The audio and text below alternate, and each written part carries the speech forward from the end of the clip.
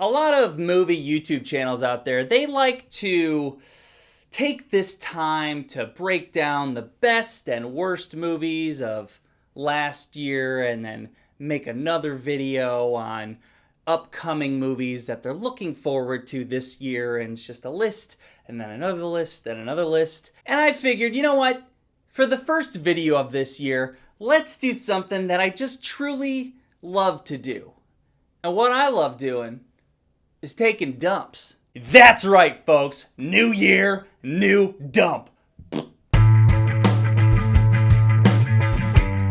Smile. Oh man, so many people recommended this to me. Here's the thing, I'm not a jump scare movie kind of guy. That being said, I thought this was pretty damn good.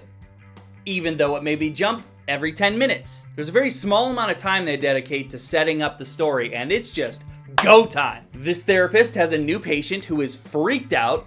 This patient gives the therapist and the audience all the info we need. She then kills herself, and boom, we're on our way. The whole point of this ghost, demon, entity, the whole point is to torment whoever this curse falls upon. So there's this constant, on edge, nervous feeling that never goes away. You never know what's real or what's a scary illusion, and it's just uncomfortable.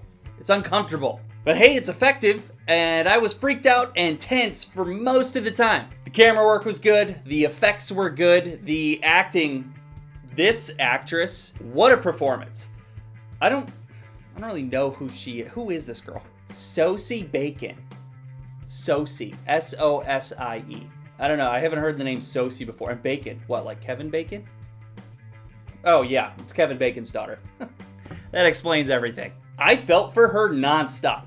What a horrible situation to be in. Although, I don't know why the fuck she hung out in the dark so often. Multiple times I'm sitting there thinking, why the fuck is she roaming around in the dark? Why the fuck doesn't she turn a fucking light switch on? And yeah, the smiling is creepy. Very good for a jump scare flick. I liked it quite a bit.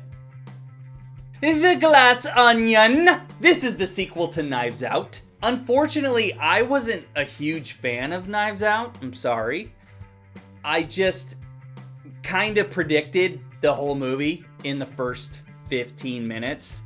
So I was just watching Knives Out, waiting for things that I predicted to happen, and then they happened. So it still was good. It was good.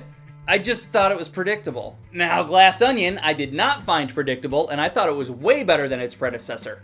Detective Benoit Blanc is bored during the pandemic, and he needs a case to solve. Luckily, a huge case just falls in his lap.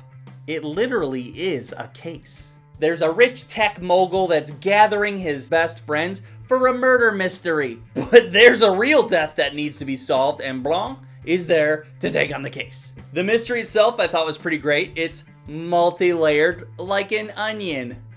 To be honest, the actual mystery game that they're there to play, that part was my favorite part of the whole movie. I had a blast with that. I didn't find this one so predictable because it wasn't set up like a cut and dry mystery to solve. For the most part, the characters are just despicable rich people, which added to the fun. There were times when these actors were hamming it up as these characters, and that did come off a bit cheesy, but it didn't ruin anything for me. It was just kind of cheesy in the moment. Here's my main gripe.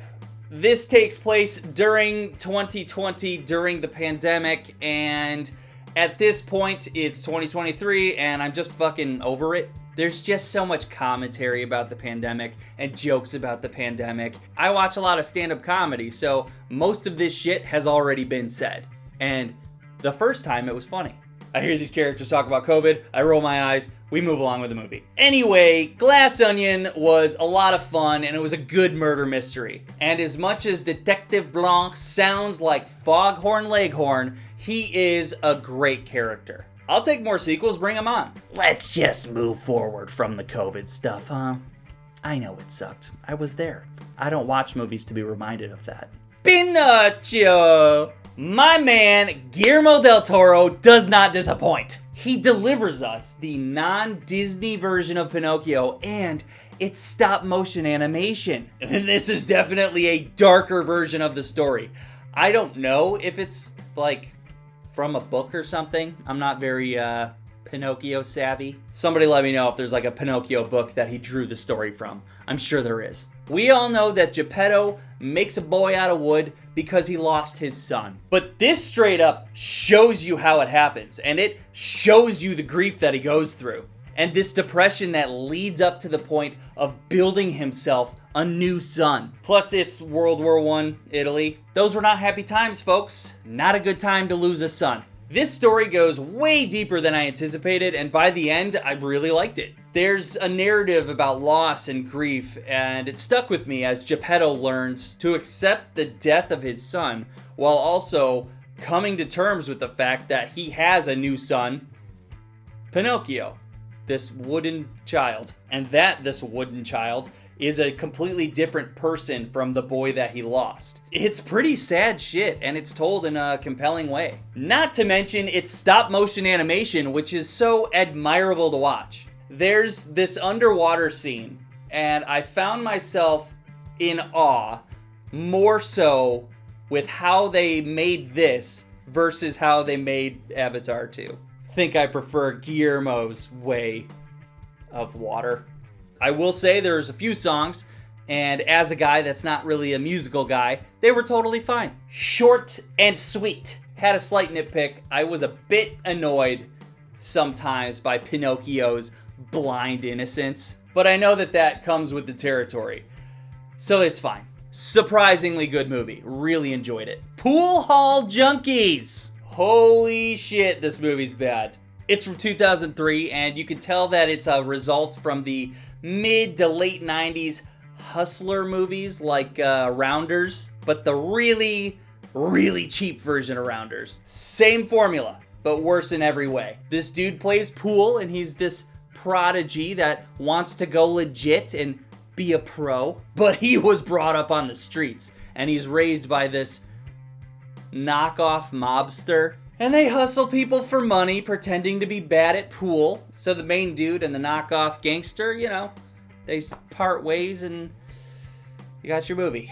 The best part about this is that it's so bad, it's hilarious. Especially if you're familiar with the style of the story and the editing and the narrating. They even open it up with the main character narrating it like, "This kid was one of the best there ever was. How do I know? Because that kid was me." The acting's atrocious, the character accents are very bad, and these characters are dumb and make awful decisions. And the script is a joke. Hey! Bet 20,000. Oh, what's the matter? Did I stutter? Everybody got all quiet and shit? About a minute ago, it was like an evening at the Apollo up in this motherfucker. Now all of a sudden, it's quiet as a church. I've been meeting this Jimmy Walker-looking motherfucker all goddamn night. He can't win. You better watch your mouth, Johnny. You watch my mouth, Chico. Then, out of nowhere, Christopher Walken shows up, and he gives the best impersonation of himself, and he steals the fucking show. Every scene he's in, magnificent. How much you got, Joe? What? Total. You put down 80,000 like it didn't matter. That's a lot of money for somebody like you and him. I think it matters.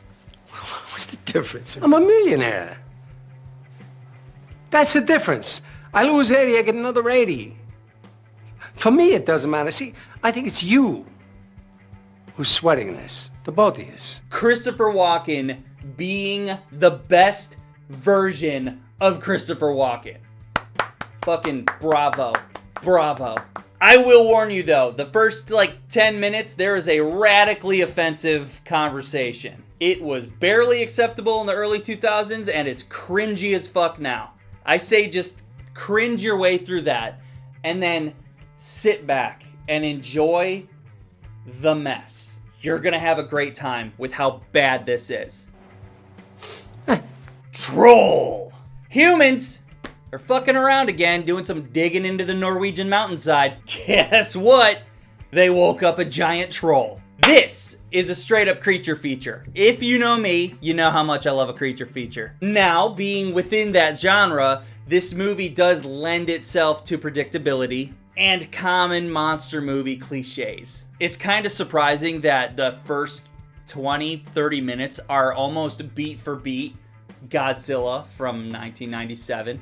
Eerily similar beginning to Godzilla. When you're watching flicks such as this, you need to focus on the journey and not so much on the destination, because we know how it's gonna end, right? If you just focus on the journey, it's pretty decent. This is a very easy one to watch.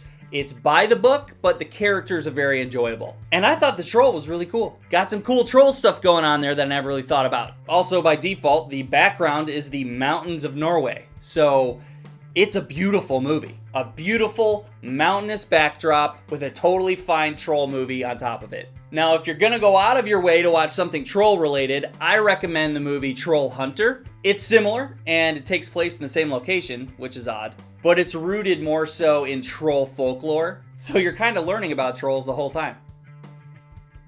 Fun. Bros! If I remember correctly, this was marketed as the first gay rom-com, and then it bombed at the box office, and I never heard about it again. Then randomly I saw it was on Peacock. Peacock. And I see it's on there, and Billy Eichner is the main character of the movie, and I love Billy Eichner, so I was like, sure, I'll watch this. If you guys have never seen Billy on the Street, check it out. It's hilarious. For $1, would you have sex with Paul Rudd? Look at his eyes. No, Why? because he's a man. Well, look how adorable he is. Okay, he's cute, okay. Okay, there you go. Here, take $1. Miss, for $1, would you have sex with Paul Rudd? Yes. Yes, thank you. Take it. You can have a hug, Paul Rudd? Yeah, no, I did not say a hug. No, get away from him. Paul Rudd, hug me. Let's go. Paul Rudd, let's go. No, Just sex. no. Bros is exactly what they said. It's a gay rom-com. Two unlikely dudes navigate a relationship as they make their way through the New York City LGBTQ plus scene. I don't believe that I'm the intended audience for this flick, but I did laugh my ass off. I found it very funny. So if making me laugh was the goal, then yeah, mission accomplished. A lot of the jokes that are made are at the expense of gay people and making fun of them, and I don't really know if that's okay, but I didn't sense any malicious intent behind the jokes. As a rom-com, it plays out as such. So if you're a fan of romantic comedies, then you know the formula. But that's also what we love about rom-coms, right? The only issue I had was that sometimes when you get to the serious moments, the acting wasn't great, but that's it. I thought it was a really funny movie. I had a gay old time. Hey, good movie dump, everybody. First dump of the year. If you've seen any of these flicks, comment down below. I'll chat with you about them. And feel free to go check out anything that you haven't seen. Except for maybe Poolhall Junkies, because it is terrible, but so funny. See ya! Subscribe!